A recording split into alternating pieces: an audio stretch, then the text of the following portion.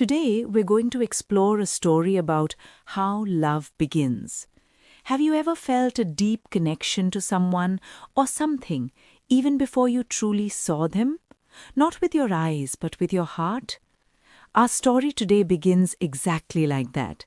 It's the story of Radha and Krishna, but it starts not with a meeting, but with a feeling. In the beautiful land of Braj, a young woman named Sri Radha had heard stories about a boy named Krishna.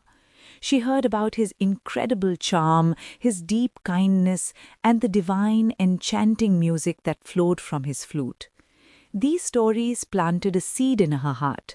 It wasn't just simple curiosity, it was a spiritual pull, a deep longing for someone she had never actually met.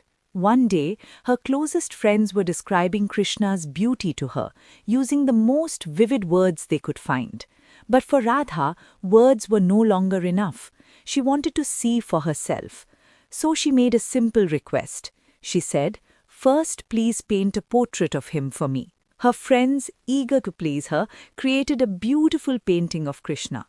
And when Radha finally looked at it, something profound happened.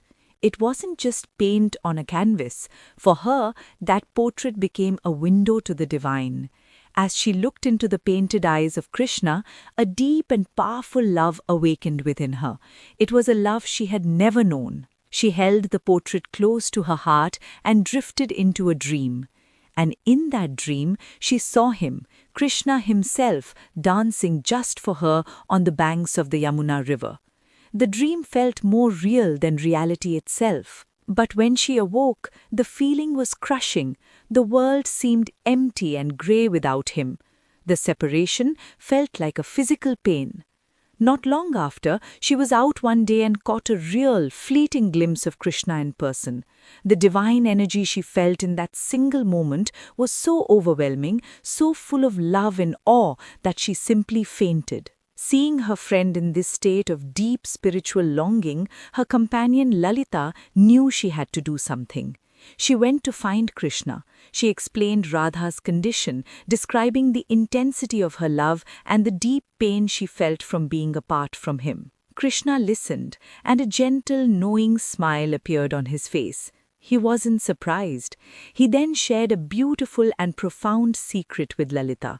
He said, "Please tell Radha that the love she feels for me is the very same love I feel for her. We are not two separate people. We are one." To help Lalita understand, he used simple comparisons. He said, "We are like milk and its whiteness. Can you ever truly separate them? We are like a flower and its fragrance. They are always, always together. Radha and I may appear as two forms, but we are one soul, one single energy." This is such a powerful idea. It suggests that true devotion isn't just about loving a divine figure from a distance. It's about realizing that your connection is so deep, so fundamental, that you are actually part of that same divine energy. Krishna also gave a gentle warning. He explained that people who try to see a difference between him and Radha, who try to decide who is more important, can never understand what true love is.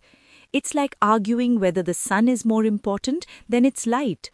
The question itself doesn't make sense, because one cannot exist without the other. They are inseparable. Lalita rushed back and shared Krishna's profound message. When Radha heard that she and Krishna were truly one, that their love was a perfect mirror of each other's, her sadness completely washed away. It was replaced by a deep, unshakable sense of peace and understanding. But this divine knowledge wasn't the end of her journey. It was a new beginning. Her love was no longer just a passive feeling of longing. It transformed into a powerful desire to act. She immediately asked her friends to teach her the right ways to worship, the vows she could take, and the selfless actions she could perform to express this divine connection she now understood. And this story teaches us a beautiful lesson. A spiritual awakening often begins with a simple spark, a story, a picture, a deep feeling, but it grows into a profound understanding of oneness. And that understanding, that peace, naturally leads us to express our love through our actions, turning our devotion into a living, breathing part of our lives. It's a journey from feeling to understanding to living that love in everything we do.